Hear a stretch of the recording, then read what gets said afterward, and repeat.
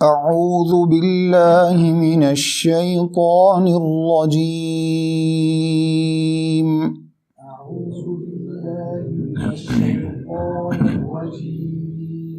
बिस्मिल्लाहिर रहमानिर रहीम।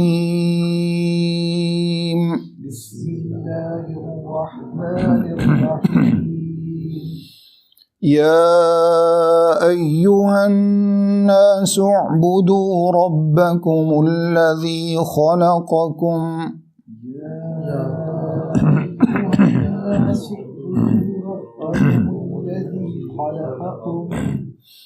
वल्लज़ीन मिन क़ब्लिकुम लअल्लकुम तत्तक़ून।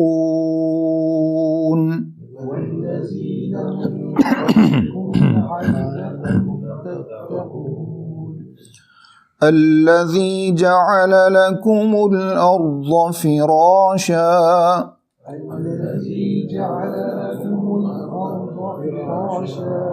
والسماء بناء وأنزل من السماء ماء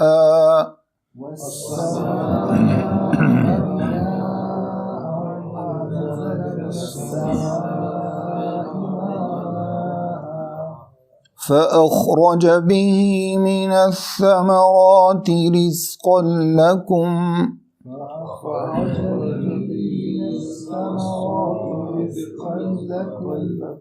فلا تجعلوا لله أندادا وأنتم تعلمون।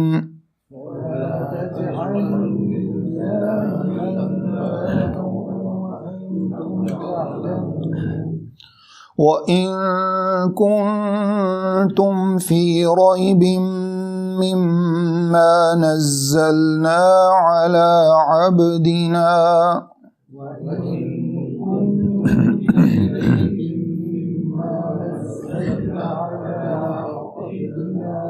فأتوا بسورة من مثله وادعوا شهداءكم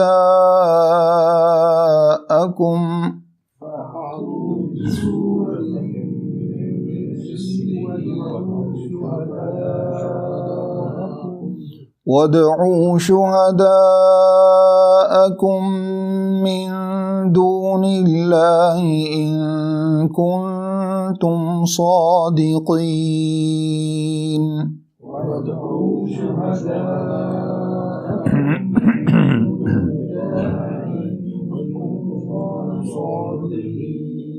सदक़ल्लाहुल अज़ीम। बिस्मिल्लाहिर्रहमानिर्रहीम। अल्हम्दुलिल्लाहि रब्बिल आलमीन वस्सलातु वस्सलामु अला सय्यिदिल मुरसलीन व अला आलिहि व सहबिहि अजमाइन अम्मा बाद। सूरतुल बक़रा की आयत नंबर 20 तक इससे पहले हम पढ़ चुके हैं, जिसमें ख़ास तौर पर अल्लाह रब्बुल इज़्ज़त ने 3 गिरोहों का तज़किरा फ़रमाया, ईमान वाले, कुफ़ार और तीसरे नंबर पर मुनाफिकीन। उनका तज़किरा और तीनों का अंजाम ज़िक्र करने के बाद अल्लाह रब्बुल इज़्ज़त ने अब यहाँ पर तमाम लोगों को इस बात की दावत दी है कि वो कामयाब किस तरह से हो सकते हैं। तो उसके बारे में हम अभी इंशाअल्लाह ताला पढ़ेंगे। सबसे पहले तर्जुमा देखिए। अल्लाह रब्बुल इज़्ज़त ने फ़रमाया, या अय्युहन्नास, ए लोगो, उअ्बुदू रब्बकुमुल्लज़ी खलक़कुम, अपने उस रब की इबादत करो जिसने तुम्हें पैदा किया, वल्लज़ीन मिन क़ब्लिकुम, और उन लोगों को भी पैदा किया जो तुमसे पहले थे, लअल्लकुम तत्तक़ून, ताकि तुम तक़वा इख्तियार कर सको, ताकि तुम मुत्तक़ी बन जाओ, अल्लाह से डरने वाले बन जाओ। अल्लाह रब्बुल इज़्ज़त ने इस आयत करीमा में तमाम लोगों को, अल्लाह ताला का अंदाज़ है, बास मरतबा अल्लाह रब्बुल इज़्ज़त सिर्फ़ ईमान वालों को मुखातिब करते हैं। यहाँ पर अल्लाह रब्बुल इज़्ज़त ने तमाम लोगों को मुखातिब फरमाया, सब लोगों से कहा कि ए लोगो, उस अल्लाह रब्बुल इज़्ज़त की इबादत करो जो तुम्हारा क्रिएटर है, जिसने तुम्हें पैदा किया। अब अगर इंसान अपनी पैदाइश को देखे, دنیا کے اندر سب سے بڑا عجوبہ انسان کی پیدائش ہے. انسان کی پیدائش، انسان کو کس انداز سے اللہ نے بنایا، اور انسان کو جو صلاحیتیں اللہ رب العزت نے عطا فرمائی ہیں، یہ اللہ تعالیٰ کی طرف سے انسان کے لیے ایک بہت بڑا انعام، اور انسان کے لیے یہ بات بہت بڑا عجوبہ ہے.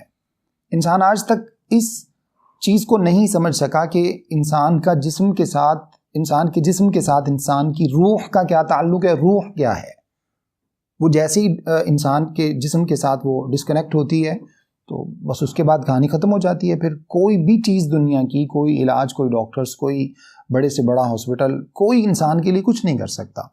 تو یہ اللہ رب العزت کی طرف سے جو ہے وہ ایک انعام ہے. اللہ رب العزت نے انسان کو سب سے پہلے اسی بات کی طرف توجہ دلائی ہے. سب سے پہلے تم یہ دیکھو کہ جس اللہ نے تمہیں پیدا کیا ہے.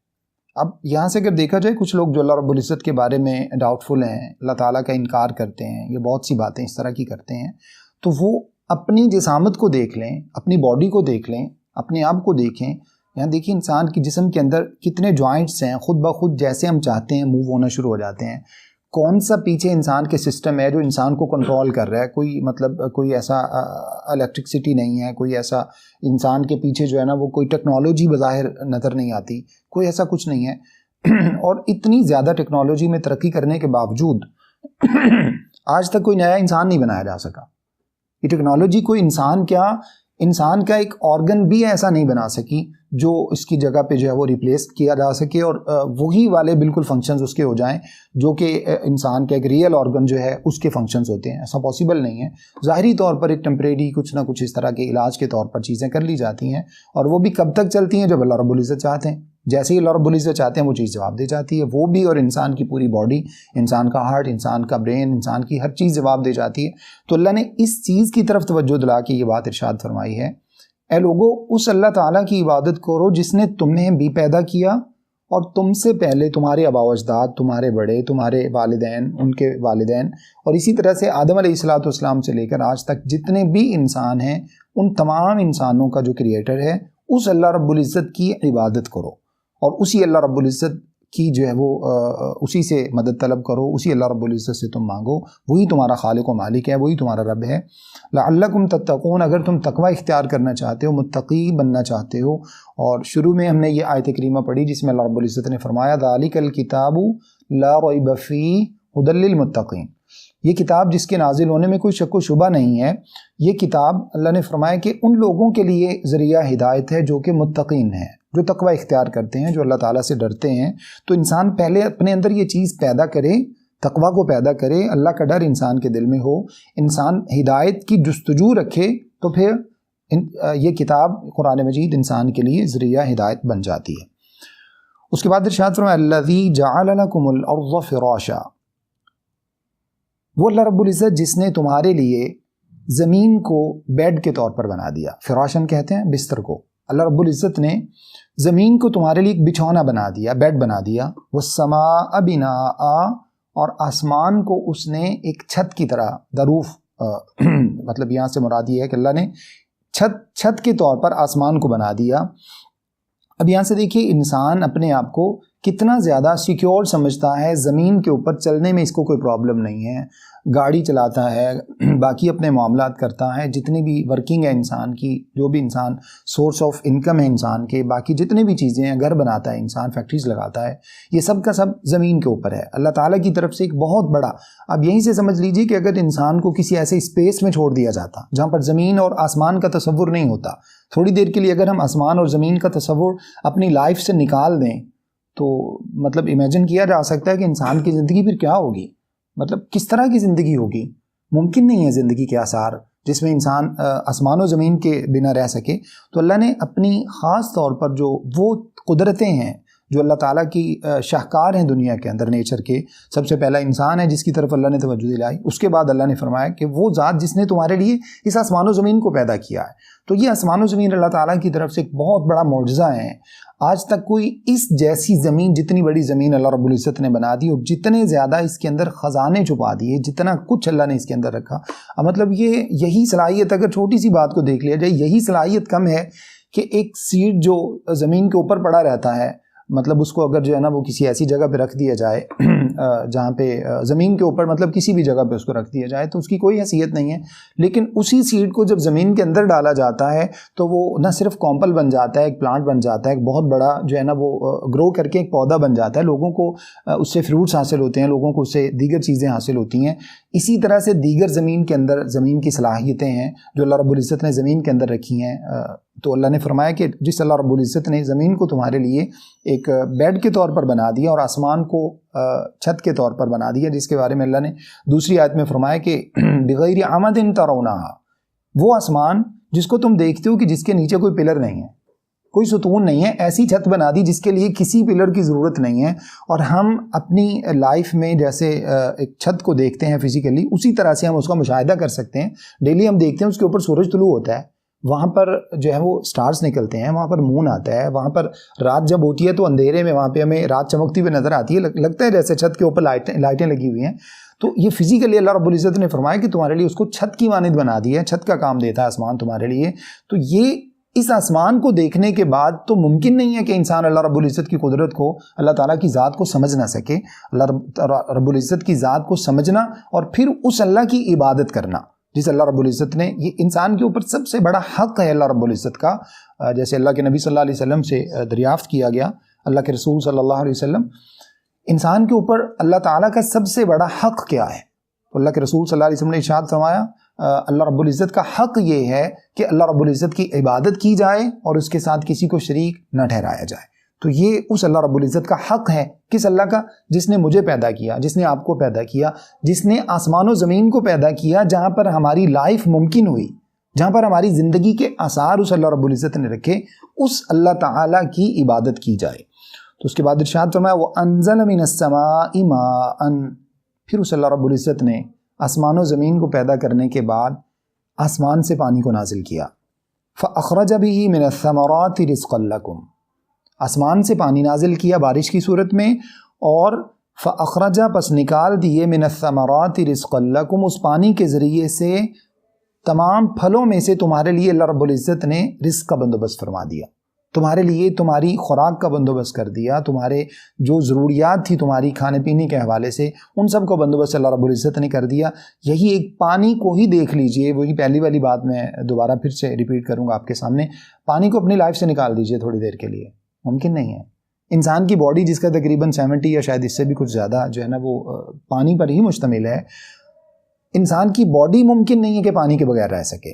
پھر اس کے بعد پوری کی پوری لائف جہاں پر پانی نہیں ہوتا، اللہ رب العزت ہمیں اس نعمت کی قدر کرنے کی توفیق عطا فرمائے۔ جہاں پر پانی نہیں ہے، افریقہ کے ممالک ہیں، کچھ دیگر ایسی جگہیں ایتھوپیا وغیرہ جہاں پہ مطلب لائف کا تصور کرنا ہی محال ہو جاتا ہے، خاص طور پر ہمارے جیسے لوگ جو کہ الحمدللہ جن کے لیے پانی ہر وقت اور بہت سی کوانٹیٹی میں ہمارے پاس ہمیشہ سے موجود رہتا ہے، اور عموماً ہماری توجہ اس طرف نہیں جاتی کہ اللہ تعالیٰ کی نعمت ہمیں اس کی قدر کرنی چاہیے۔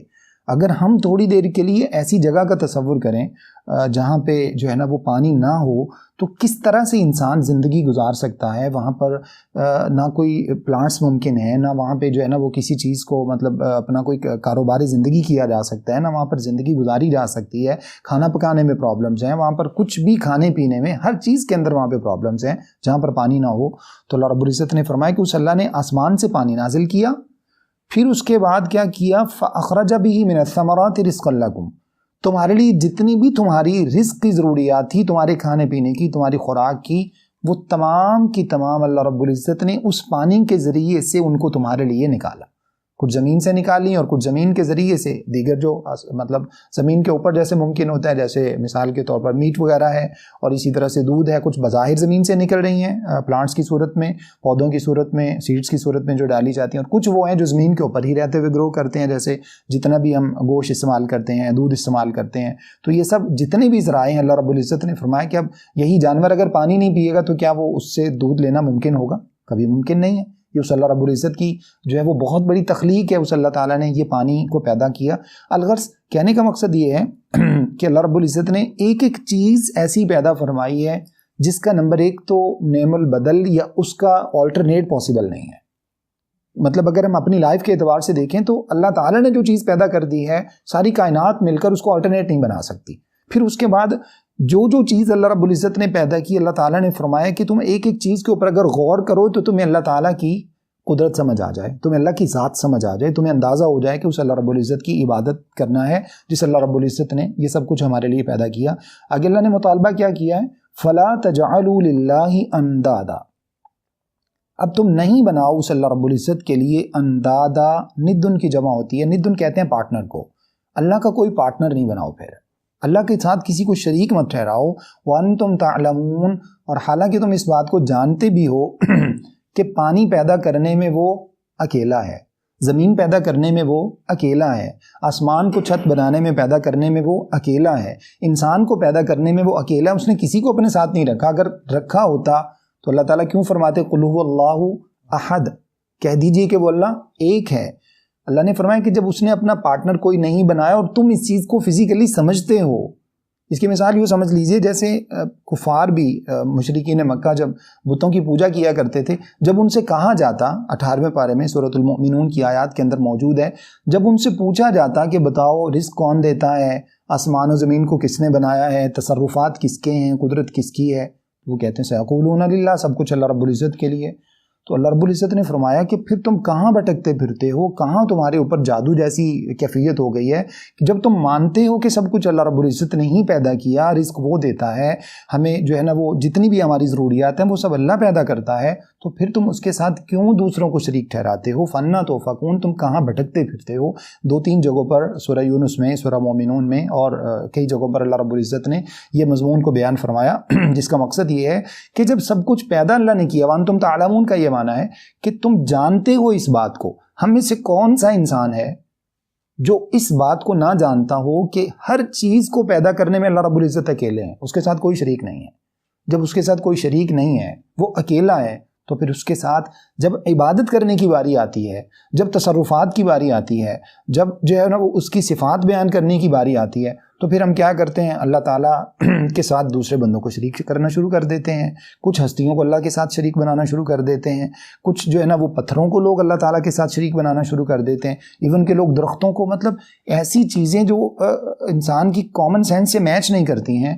مطلب ایک انسان ایک درخت کے سامنے ایک درخت کی پوجا کر رہا ہے، ایک درخت کو ورشپ کر رہا ہے، ایک پتھر کو کر رہا ہے، اسی طرح سے جو ہے نا وہ ایک مطلب تھوڑا آگے بڑھیے تو قبر کو انسان قبر کی پوجا کر رہا ہے۔ اب یہاں پہ دیکھیے یہی اس وقت جو اتفاق سے خاص طور پہ جنگ کے حوالے سے جو معاملات چل رہے ہیں پاکستان اور انڈیا کے درمیان، ہندوستان کے درمیان، ہندو اور مسلمان میں بنیادی طور پر جس بات کا فرق ہے وہ کیا ہے کہ میرا اور آپ کا رب وہ ہے وہ حی لا یموت، جو زندہ اور قائم ذات ہے، اور وہاں پر کچھ پتہ ہی نہیں رب کون ہے، وہاں پر کچھ پتہ ہی نہیں۔ ان کے سامنے ایک بت رکھا ہے تو وہ ان کے نزدیک ان کا رب ہے یا ان کا بھگوان، جو کچھ بھی وہ کہتے ہیں، دوسرا پتھر رکھا ہے تو کچھ لوگوں کا وہ ہے، اور پھر تقسیم در تقسیم یہ ہے کہ جناب جو ان کی سب سے اعلیٰ ایلیٹ کلاس ہے، برہمن طبقہ ہے، ان کا رب اور ہے، جو تھوڑے سے نیچے ہیں ان کا رب اور ہے۔ یہ کون سا مذہب ہے، کون سا یہ دین ہے جس کے اندر جناب جو کریٹر ہے اسی کی تقسیم ہوئی ہے کہ اس نے جناب، اور پھر مطلب لٹرلی یہ بات آپ نے سنی اور پڑھی بھی ہوگی کہ ان کے نزدیک برہمنوں کو بنانے والا بھی اور ہے، برہمنوں کو بنانے والا بھی اور ہے، وہ کہتے ہیں ہمیں بنانے والا کوئی اور رب ہے، اور جو نیچے کی ذاتیں ہیں ان کے نزدیک مطلب مسلمان جو ہے نا ان کو تو بالکل وہ انسانوں میں شامل ہی نہیں کرتے۔ ان اپنے درمیان بھی، ان کے ہندوؤں کے درمیان بھی تقسیمیں موجود ہیں، جیسے ان کے نیچے کے کچھ شودر وغیرہ، اور اسی طرح سے کون سی ذاتیں جو ان لوگوں نے اچھوت ہیں، اچھوت سمجھتے ہیں جن کو، وہ کہتے ہیں ان کو پیدا کرنے والا رب بھی کوئی اور ہی ہے۔ تو مطلب اللہ تعالیٰ رحم فرمائے، ایک طرف وہ اور دوسری طرف کتنا پاکیزہ تصور ہے۔ ایک اللہ رب العزت جس نے کائنات کی ایک ایک چیز کو پیدا کیا ہے، کائنات کا ایک ایک ذرہ اسی نے پیدا کیا ہے، اور یہ اتنا خوبصورت انسان اس کو اللہ رب العزت نے پیدا کیا ہے۔ وہ اللہ رب العزت جس نے اتنا بڑا جہان پیدا فرمایا ہے، اتنے بڑے آسمان و زمین پیدا فرمائے ہیں، جس کا اندازہ لگانا انسان کے لیے ممکن نہیں ہے۔ بہت سے لوگوں نے بہت سی کوششیں کرنے کے باوجود آج تک پوری کائنات کا کوئی جائزہ نہیں لے سکا ہوگا۔ اتنے عالم اللہ رب العزت نے بنائے ہیں، اتنے جہان اللہ رب العزت نے بنائے ہیں۔ آپ زیر زمین چلے جائیے، سمندر میں چلے جائیے، سمندر کی تہ میں اتنے جہان ہیں جو انسان سوچ نہیں سکتا۔ ایک چھوٹی مچھلیوں کا جہان ہے، بڑی مچھلیوں کا جہان ہے، اس سے آگے جناب وہ نیچے جہاں پر جو ہے نا وہ اس طرح کے پتھر اور اس طرح کی چیزیں ملتی ہیں جو دنیا کے اندر بڑی نادر ہیں، وہ ایک الگ جہان ہے۔ وہیں پر حشرات الارض کا ایک الگ جہان ہے۔ مطلب اتنے جو ہے نا وہ پانی میں رہنے والے اگر ہم جانوروں کو دیکھیں، اسی طرح سے زیر زمین چلے جائیے، اتنے حشرات الارض ہیں، انسیکٹس ہیں، باقی اتنی چیزیں ہیں، یہ سب اللہ تعالیٰ نے اس کا ایک ڈفرینٹ جہان بنایا۔ اسی طرح سے پرندوں میں چلے جائیں، درندوں میں چلے جائیں، وائلڈس میں مطلب اس میں جو مختلف قسم کے اینیملز ہیں ان سب کو اگر آپ سامنے رکھ لیں، ہر ایک کا الگ جہان ہے، ہر ایک کی الگ نیڈز ہیں، ہر ایک کی الگ جو ہے نا وہ ان کا رہنے سہنے کا طریقہ مختلف ہے۔ اور یہ سب کس نے پیدا کیا؟ ایک اللہ نے۔ یہاں پر کوئی دوسرا شریک نہیں ہے۔ اللہ نے فرمایا فَلَا تَجْعَلُوا لِلَّهِ أَنْدَادًا، وہ اللہ جس نے کائنات کی ایک ایک چیز کو پیدا کیا ہے۔ تصور کتنا خوبصورت اور کتنا پاکیزہ تصور ہے کہ ایک ہی اللہ جس کے حکم سے دریا چلتے ہیں، اسی اللہ کے حکم سے سمندروں کے پانی ٹھہرے ہوئے ہیں اور وہ زمین کو اپنی لپیٹ میں نہیں لیتے، جب اللہ چاہتا ہے تو کسی جگہ پر اپنی ایک نشانی قدرت کی دکھا دیتا ہے۔ وہ اللہ وہی اللہ ہے جس کے حکم سے آسمان بغیر پلرز کے کھڑا ہوا ہے اور وہ لوگوں کے اوپر گرتا نہیں ہے۔ اسی کے حکم سے زمین اپنی جگہ پر جامد ہے، جب وہ چاہتا ہے تو کسی جگہ پر جو ہے وہ زلزلہ وغیرہ کی صورت میں اپنی کچھ نشانیاں دکھا دیتا ہے، ورنہ یہ زمین جو ایک جگہ ٹھہری ہوئی ہے یہ سب اللہ رب العزت کے حکم سے ہے۔ تو ہر چیز کائنات کی، ایون کہ جیسے قرآن میں اللہ نے فرمایا ما تسقط من ورقۃ الا يعلمها، انسان سوچ نہیں سکتا، اتنی بڑی بات ہے۔ زمین کے اندر کوئی پتا نہیں گرتا مگر وہ اللہ کے علم میں ہوتا ہے۔ سوچے ذرا، انسان پاسبل نہیں ہے انسان کے لیے، اس بات کو سوچنا ہی ممکن نہیں ہے۔ کائنات کے اندر کتنے درخت ہیں، کتنے چھوٹے پلانٹس ہیں، کتنے بڑے بڑے پلانٹس ہیں، کتنی بیلیں ہیں، کتنا جو ہے نا وہ اگر ہم اسی جنگلوں کی طرف ہی چلے جائیں، اتنے زیادہ جنگل، ایک ایک گھر کے اندر جو ہے نا وہ جناب 20 25 پودے اور جو ہے نا وہ ہم نے لگائے ہوئے ہوتے ہیں۔ تو اگر ہم جنگلوں میں چلے جائیں جہاں پر گھاس اور بہت سی اقسام کے وہ مطلب ایسے جو ہے نا وہ پلانٹس ہیں یا ایسے کھیت ہوتے ہیں جو جانور کھاتے ہیں یا جن کو کوئی نہیں کھاتا، جڑی بوٹیاں ہیں، ان میں سے کسی کا بھی کوئی پتا تب تک نہیں گرتا، وہ اللہ تعالیٰ کے علم میں ہوتا ہے۔ انسان حیران رہ جاتا ہے اس چیز کے اوپر۔ اور اس کے بعد اللہ نے فرمایا وَلَا حَبَّةٍ فِي ظُلُمَاتِ الْأَرْضِ وَلَا رَطْبٍ وَلَا يَابِسٍ إِلَّا فِي كِتَابٍ مُبِينٍ، زمین کے اندر کوئی بھی سیڈ، چھوٹے سے چھوٹے سیڈ کو آپ اندازہ لگا سکتے ہیں کہ کتنا چھوٹا ہوتا ہے، وہ کمپل بنے گا کہ نہیں بنے گا، اس میں سے پلانٹس نکلے گا، پلانٹ نکلے گا یا نہیں نکلے گا، اور وہ گرو کرے گا نہیں کرے گا، سب اللہ رب العزت کے علم میں ہے۔ زمین کے اندر پڑی ہوئی ایک چیز وہ اللہ رب العزت کے علم میں ہے۔ تو یقیناً جو کائنات کا مالک ہے، کائنات کا جو خالق ہے، جو کریٹر ہے، اس کو ایسا ہی ہونا چاہیے جیسی اس کی ذات کے لائق ہے، جو میری اور آپ کی سمجھ سے بالا تر ہے۔ مطلب ایمان کے اعتبار سے ہم اس اللہ رب العزت کے اوپر یہ بلیو رکھتے ہیں کہ وہ اللہ رب العزت یقیناً اس سے بھی کہیں بڑھ کر صفات کا مالک ہے جو میرے اور آپ کے علم میں آ گئی ہیں، جو اللہ رب العزت نے میری اور آپ کی سوچ کے مطابق ہمیں بتا دی ہیں، ورنہ بیسیوں چیزیں تو ایسی ہیں جو میری اور آپ کی سوچ میں آ ہی نہیں سکتی۔ یہی روح کی جو ہم بات کر رہے تھے، اگر ہم اس کو فزیکلی جانچنے کی کوشش کریں تو کیا ہم میں سے کوئی اندازہ لگا سکتا ہے روح کیا ہوتی ہے، کس چیز سے بنتی ہے، اس کے جو ہے نا وہ انگریڈینٹس کیا ہیں، اس کے پارٹیکولرز کیا ہیں، کن چیزوں سے روح کو کریٹ کیا جاتا ہے؟ پاسبل ہی نہیں ہے۔ تمام کے تمام دنیا کے سائنٹسٹ جو ہے نا وہ اس میں گھس جائیں، ممکن نہیں ہے کسی کے لیے کہ وہ اندازہ لگا سکے روح ہوتی کیا۔ اللہ رب العزت نے ایک دو ٹوک الفاظ میں بات بیان فرما دی ہے جو میرے اور آپ کے ایمان کے لیے کافی ہے۔ یسألونک عن الروح قل الروح من امر ربی، آپ سے پوچھتے ہیں روح کیا ہوتی ہے، ان کو بتا دو یہ اللہ کا حکم ہے، بس ہمارے لیے اتنا ہی کافی ہے۔ اور ہم الحمدللہ ثم الحمدللہ ہمیں اس بات پر اللہ تعالیٰ کے اوپر جو ہے نا وہ بلیو ہونا چاہیے کہ اللہ رب العزت ہی روح کو پیدا کرنے والے ہیں، وہی اللہ رب العزت جو ہے وہ ہر چیز کو پیدا کرنے والے ہیں۔ تو اللہ نے فرمایا کہ وہ اللہ جو اتنی زیادہ طاقتوں کا مالک ہے، اتنی زیادہ قدرت اور تصرفات کا، اختیارات کا مالک ہے، جس کے سامنے کوئی دوسرے کا ہونا ممکن نہیں ہے۔ تو اللہ نے فرمایا کہ پھر اس اللہ تعالیٰ کے ساتھ جب کوئی انسان عبادت کرنے لگے تو کسی اور کو شریک ٹھہرا لے، جب کچھ بانٹنے لگے تو کہیں جناب یہ تو فلاں امام کے نام کا ہے، یہ تو جناب فلاں کے نام کا ہے، تو یہ پھر انسان کی کم عقلی ہے، یہ انسان کی بدبختی ہے کہ وہ اللہ رب العزت جو انسان کو صرف اپنے در پہ، اپنے در کا محتاج رکھنا چاہتے ہیں۔ کتنا خوبصورت پاکیزہ تصور ہے نا کہ انسان کائنات کی ہر چیز کو چھوڑ کر، اب یہیں سے ایک اندازہ لگائیے، میں چھوٹی سی بات آپ کے سامنے مثال کے طور پر بیان کرتا ہوں۔ کچھ لوگ جو انبیاء علیہ صلوات اللہ وسلام چلیں ان کو بھی ہم تھوڑا سا سائڈ پہ رکھتے ہیں کیونکہ ان کا مرتبہ اللہ نے دیگر انسانوں میں سب سے زیادہ رکھا ہے۔ کچھ لوگ وہ ہیں جو ایک عام بزرگ کی جناب عبادت کرنا شروع کر دیتے. بہت سے لوگ بہت سے بزرگوں کے نام اب لینا اس وجہ سے مناسب نہیں ہے کہ مطلب تھوڑا سا انسان کو بعض مرتبہ ہٹ ہوتا ہے کہ یار یہ شوق ہو جاتا ہے کہ یہ شاید میرے اوپر بات کی جا رہی ہے. لیکن بہت سے بزرگوں کے نام آپ اور میں سب جانتے ہیں. کسی بزرگ کا نام لیا جائے اس میں اور مجھ میں اور آپ میں کیا فرق ہے؟ میری جیسی باڈی ہے اس کی، آپ کی اور میری طرح وہ کھاتا پیتا ہے، اور ہم نے کس کے مقابلے میں اس کو معبود بنا دیا ہے؟ اللہ کے مقابلے میں. جناب اس کے ہاتھ میں یہ اختیار ہے، وہ بارشیں برساتا ہے، وہ بیٹے دیتا ہے، وہ بیٹیاں دیتا ہے. انا للہ و انا الیہ راجعون. اس سے بڑا، ہم نے پہلے بھی پڑھا تھا، اس سے بڑا دنیا کے اندر کوئی جھوٹ نہیں ہے. اس سے بڑھ کر دنیا کے اندر کوئی فراڈ نہیں ہے کہ اللہ رب العزت کے مقابلے میں کسی اور کو لا کر کھڑا کر دیا جائے اور کہا جائے کہ جناب اس کے پاس جو ہے نا وہ جزوی طور پر یا کلی طور پر یا کچھ بھی اختیار اس کے پاس موجود ہے. کیسے ممکن ہے جو دنیا میں رہتے ہوئے تو اللہ کا محتاج تھا، دنیا میں رہتے ہوئے اللہ تعالیٰ کا محتاج تھا، اللہ نہیں چاہتے تو وہ اپنے قضائے حاجت کے معاملات ان سے فارغ نہیں ہو سکتا تھا، اللہ نہیں چاہتے تو وہ کھا نہیں سکتا تھا، اور مرنے کے بعد وہ جناب معبود ہو گیا. جب وہ بذات خود لاچار ہو گیا، جب وہ انسانوں کے بس میں ہے، مطلب اب وہ انسانوں کا محتاج ہو گیا، انسانوں نے اٹھا کے اس کو قبر میں ڈالا، انسانوں نے اس کو کفن پہنایا، اب جناب اس کے اندر جو ہے نا وہ معبود کی صلاحیتیں پیدا ہو گئیں. اللہ رب العزت میرے اور آپ کے حال پہ رحم فرمائے. توحید کے بغیر قیامت والے دن نجات ممکن نہیں ہے. اللہ نے 2 چیزیں قرآن میں بیان فرمائی ہیں. موحد کے اوپر اللہ نے جہنم کو حرام کر دیا ہے، توحید والے کے اوپر اللہ نے جہنم کو حرام کر دیا ہے. قرآن میں اللہ نے فرمایا ان اللہ لا یغفر ان یشرک بہ ویغفر ما دون ذلک لمن یشاء. جو شرک کرتا ہے اللہ رب العزت کے ساتھ اس کو اللہ کبھی معاف نہیں فرمائیں گے. اور اس کے علاوہ اللہ رب العزت فرماتے ہیں اگر شرک نہیں کرتا، حدیث میں موجود ہے، اللہ رب العزت نے فرمایا، حدیث قدسی ہے، اللہ کے نبی صلی اللہ علیہ وسلم فرماتے ہیں کہ اللہ رب العزت نے فرمایا میرے بندے اگر تو مجھے اس حالت میں مجھ سے ملے، مطلب دنیا سے تو آئے کہ آسمان سے لے کر زمین تک کا اسپیس تیرا گناہوں سے بھرا ہوا ہو، اس میں ایک رائی کے برابر بھی شرک نہ ہو. رائی ایک بہت چھوٹا سا سیل ہوتا ہے، مطلب یہ شاید جو سرسوں کا بیج ہوتا ہے اس کو رائی کہا جاتا ہے. تو ایک چھوٹا سا ایک ذرے کے برابر بھی اس میں شرک نہ ہو.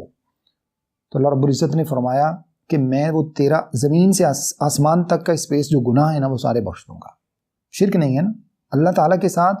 اس کی مطلب جو صفات تھیں، توحید کی جو صفات تھیں، اس کے خالق و مالک ہونے کی، رازق ہونے کی جو صفات تھیں، ان کے اندر تیرے عقیدے میں، تیرے ایمان کے اندر کوئی جو ہے وہ ایسا مطلب کوئی تو نے ڈاؤٹ والی چیز اس میں چونکہ پیدا نہیں کی، تو اللہ فرماتے ہیں میں تیرے سارے گناہ معاف کر دوں گا. لیکن دوسری طرف اللہ رب العزت نے کیا فرمایا وَمَن يُشْرِكْ بِاللَّهِ فَقَدْ حَرَّمَ اللَّهُ عَلَيْهِ الْجَنَّةَ. جو اللہ کے ساتھ ایک ذرے کے برابر بھی شرک کرتا ہے اللہ نے اس کے اوپر جنت کو حرام قرار دے دیا ہے. شرک یہی ہے. اللہ تعالیٰ سب کچھ جب اس نے پیدا کیا تو پھر عبادت کے لائق وہی ہے، پھر دعا مانگنے کے لائق وہی ہے، پھر نظر نیاز ماننے کے لائق وہی ہے، پھر منت ماننے کے لائق وہی ہے، پھر عبادت اس کی جائے، پھر سجدہ اس کے سامنے کیا جائے، اپنی بیماریوں سے شفا اس سے مانگی جائے، اپنے لیے رزق اس سے مانگا جائے، اپنی تمام کی تمام حاجات اس کے سامنے پیش کی جائیں، اپنی راز نیاز اپنی مناجات سب اسی کے سامنے رکھی جائیں، ہاتھ اس کے سامنے پھیلائے جائیں، جھکا اس کے سامنے جائے. انسانوں کو دیکھ کر حیرانی ہوتی ہے. بعض مرتبہ آپ نے بھی ایسے مناظر ویڈیوز میں دیکھے ہوں گے کہ ایک انسان کھڑا ہوا بیٹھا ہوا، لوگ اس کے سامنے سجدے میں گر رہے ہیں. انا للہ و انا الیہ راجعون. کیا فرق ہے اس اور اس انسان میں؟ یہ نبی کے لیے علیہ صلوات اللہ وسلام، نبی علیہ السلام کے لیے جائز نہیں ہے کہ نبی علیہ السلام کے سامنے کوئی بندہ ان کے سامنے جھکے اور سجدہ کرے، چاہے جائے کہ کوئی عام انسان ہو. میں نے کہا پھر بھی ان کا ایک مقام اور رتبہ بلند ہے. بعض صحابہ نے شروع میں ابتدا میں اللہ کے نبی صلی اللہ علیہ وسلم سے کہا کہ اللہ کے رسول صلی اللہ علیہ وسلم دیگر جگہوں پر ایسا ہوتا ہے کہ مطلب بہت سے ہم نے دیکھے ہیں بادشاہ، وہاں پہ لوگ ان کے سامنے جھک کے ان کو سلام کرتے ہیں، تو ہم بھی چاہتے ہیں. اللہ کے رسول صلی اللہ علیہ وسلم نے فرمایا نہیں، ممکن نہیں ہے. فرمایا کہ اللہ رب العزت نے، یہ سجدہ تعظیمی کہلاتا ہے نا. کچھ لوگ آج بھی اس کا نام لے کر وہ کہتے ہیں جناب یہ سجدہ تعظیمی، یعنی کسی کے ادب کی خاطر، کسی کی توقیر کی خاطر، اس کی رسپیکٹ کے لیے اس کے سامنے جھکا جائے. اللہ کے رسول صلی اللہ علیہ وسلم نے فرمایا کہ اگر سجدہ تعظیمی جائز ہوتا میری اس جو ہے نا وہ ملت کے اندر اور اس دین کے اندر، فرمایا میں عورت کو حکم دیتا کہ وہ اپنے شوہر کو سجدہ کرے، لیکن یہ بھی جائز نہیں ہے. آپ نے فرمایا اگر ہوتا تو یہ ہوتا، لیکن وہ بھی اللہ کے رسول صلی اللہ علیہ وسلم نے فرمایا کہ منع ہے. پہلی امتوں میں یہ جائز تھا، کچھ لوگ کر لیا کرتے تھے، لیکن اس امت میں اللہ رب العزت نے اس کو بھی منع فرما دیا ہے۔ تو جب رسول اللہ صلی اللہ علیہ وسلم کو، جو تمام انبیاء کے سردار ہیں، جب ان کے سامنے سجدہ نہیں کیا جا سکتا تو پھر ایک عام انسان کیا معنی رکھتا ہے، وہ کیا حیثیت رکھتا ہے۔ اس کے بعد اللہ نے فرمایا، نیکسٹ آیت دیکھیے، وَإِن كُنتُمْ فِي رَيْبٍ مِّمَّا نَزَّلْنَا عَلَىٰ عَبْدِنَا، اور اگر تم شک میں ہو، ریب کہتے ہیں ڈاؤٹ کو، اگر تم اس بات میں ڈاؤٹ میں ہو، مما نزلنا، جو ہم نے نازل کیا، علی عبدینا، اپنے بندے پر، بندے سے مراد یہاں پر کون ہے؟ محمد صلی اللہ علیہ وسلم ہے۔ یہاں سے دیکھ لیجئے اللہ رب العزت نے رسول اللہ صلی اللہ علیہ وسلم کو اپنا بندہ قرار دیا ہے۔ کلمہ کے اندر بھی یہی الفاظ موجود ہیں، واشہد ان محمدًا عبدہ ورسولہ، اور میں اس بات کی گواہی دیتا ہوں کہ محمد صلی اللہ علیہ وسلم اللہ کے بندے اور اللہ کے رسول ہیں۔ فَأْتُوا بِسُورَةٍ مِّن مِّثْلِهِ، اگر تمہیں اس بات میں شک ہے جو ہم نے نبی علیہ الصلوۃ والسلام پر نازل کیا، اس کے نازل ہونے میں تمہیں شک ہے کہ انہوں نے خود سے بنا لیا، تو پھر تم کیا کرو، فَأْتُوا بِسُورَةٍ، ایک صورت لے آؤ، مِّن مِّثْلِهِ، اسی کے جیسی۔ انہوں نے تو اتنا بڑا پورا قرآن بنا دیا نا، کتنے زبردست واقعات ہیں اس کے اندر، اور ایک ایک اصول جو اس کے اندر بیان کیا گیا وہ لازوال ہے، جس کو جھٹلایا نہیں جا سکتا۔ تو اللہ نے فرمایا ایک صورت تم بنا کے لے آؤ، یہ ایک چیلنج ہے۔ اسی طرح کے 2-3 چیلنج اور بھی اللہ نے دیے قرآن میں۔ وَدْعُوا شُهَدَاءَكُمْ، اور صرف تمہیں اکیلوں کو تمہیں چیلنج نہیں کیا جا رہا، جتنے بھی تمہارے شہداء، اصل میں شہید کو کہتے ہیں، شہید گواہ ہوتا ہے جو ظاہر انسان کا حمایتی اور انسان کے لیے ہیلپ کرتا ہے۔ تو اللہ نے فرمایا جتنے بھی تمہاری ہیلپ آؤٹ کر سکتے ہیں نا، ان سب کو بلا لو ساتھ، جن کی تم عبادت کرتے ہو، جن کے سامنے تم جا کے اپنے سر جھکاتے ہو، جن کو تم اپنا حمایتی سمجھتے ہو، جو تمہارے ہم خیال ہیں، ان سب کو ساتھ ملا لو۔ ایک صورت کا تقاضا ہے، پورا قرآن نہیں۔ تم سمجھتے ہو نا کہ انہوں نے تو پورا قرآن بنا لیا۔ وَدْعُوا شُهَدَاءَكُم مِّن دُونِ اللَّهِ، اور اپنے تمام کے تمام ان حمایتیوں کو ساتھ ملا لو اللہ کے علاوہ۔ ان کنتم صادقین، اگر تم اپنی اس بات میں سچے ہو، تو اللہ رب العزت نے فرمایا پھر ہمارا یہ چیلنج ہے، اس کو پورا کر کے دکھاؤ۔ یہ پوری کائنات کو اللہ نے، تمام لوگوں کو، جتنے بھی اللہ رب العزت کے جو اللہ نے کتاب نازل فرمائی، اور اللہ تعالیٰ پر جن کا بلیو نہیں ہے، جن کا رسول اللہ صلی اللہ علیہ وسلم کی رسالت کے اوپر بلیو نہیں ہے، اللہ نے ان تمام کو کہا ہے کہ سارے مل کر ایک صورت بنا کے لے آؤ۔ اب یہاں سے دیکھیے اللہ رب العزت نے توحید کا ذکر کرنے کے بعد، یہ جو پچھلی 2 آیتیں ہم نے پڑھی ہیں، اس میں اللہ رب العزت نے توحید کا ذکر کیا ہے۔ اب اس کے بعد نیکسٹ جو سٹیپ اللہ رب العزت نے لیا وہ ہے رسالت کے اوپر ایمان کا۔ اللہ کے اوپر ایمان کے بعد اب رسالت کے اوپر ایمان۔ رسالت کے بارے میں میرا اور آپ کا ایمان اتنا پختہ ہونا چاہیے کہ جو بات رسول اللہ صلی اللہ علیہ وسلم نے فرما دی وہ اللہ کے حکم سے ہی فرمائی ہے۔ آپ کا کوئی قول، کوئی آپ کا فعل، آپ کا کوئی بھی ایسا عمل جو صحابہ کرام نے ایون کہ آپ کے سامنے کیا ہو اور آپ صلی اللہ علیہ وسلم نے اس کو الاؤ کیا ہو، یہ حدیث کی 3 قسمیں ہوتی ہیں۔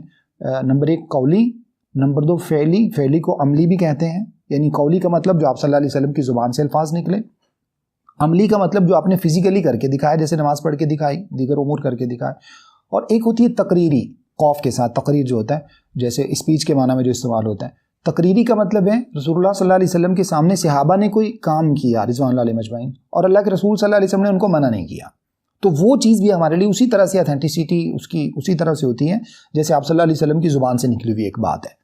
تو یہ تینوں قسم کی جو بات ہے یہ حدیث کہلاتی ہے، اور اس سے مراد حدیث نبوی ہوتی ہے۔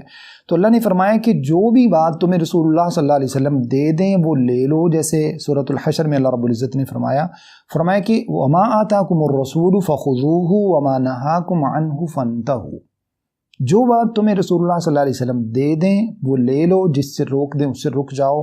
اس کا مطلب یہ ہے کہ رسول اللہ صلی اللہ علیہ وسلم کوئی بھی بات اپنی مرضی سے نہیں کرتے، اللہ کے حکم سے کرتے ہیں۔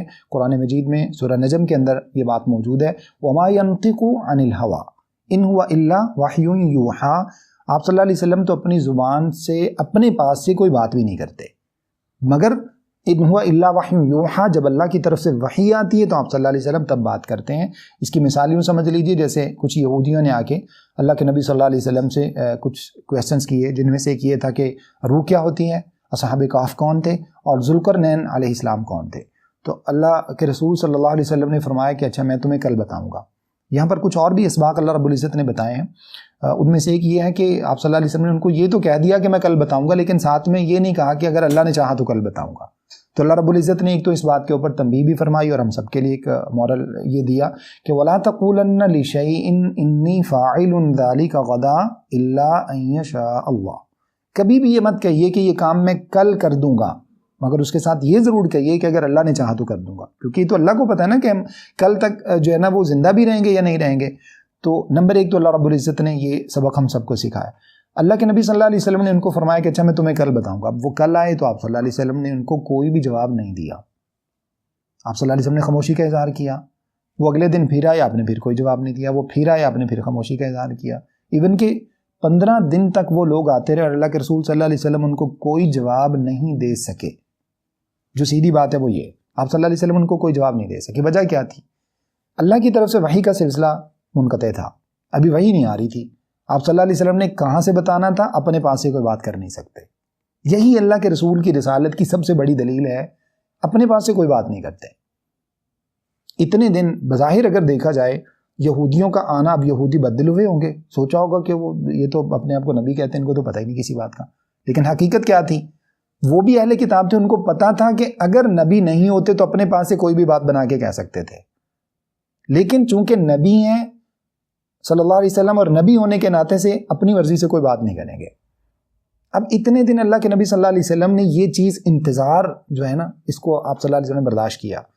یہودیوں کی آنکھیں، یہودیوں کے رویے، ان سب کا وہ جا کے شور و غل کرنا کہ دیکھو اپنے آپ کو نبی کہتے ہیں، ان کو پتہ ہی نہیں ہے، یہ سب کچھ وہ شور و غل کرتے رہے۔ لیکن اصل بات کیا تھی؟ جب تک اللہ تعالیٰ کی طرف سے وحی نہیں آتی آپ صلی اللہ علیہ وسلم تب تک کوئی بات نہیں فرماتے۔ تو آپ صلی اللہ علیہ وسلم کو اچھا ایسا نہیں ہے کہ آپ صلی اللہ علیہ وسلم کو پتا تھا جان بوجھ کے نہیں بتایا، ایسا نہیں ہے۔ اگر ایسا ہوتا تو میں ایک صرف مثال کے طور پر، واقعہ کی ڈیٹیل میں نہیں جائیں گے، عائشہ صدیقہ رضی اللہ تعالیٰ عنہ کے اوپر ایک الزام لگا تھا، اس کی تفصیلات ہم جا کے سورہ نور میں پڑھیں گے انشاءاللہ تعالیٰ۔ 1 مہینہ رسول اللہ صلی اللہ علیہ وسلم نے پریشانی میں گزارا۔ کس کے بارے میں؟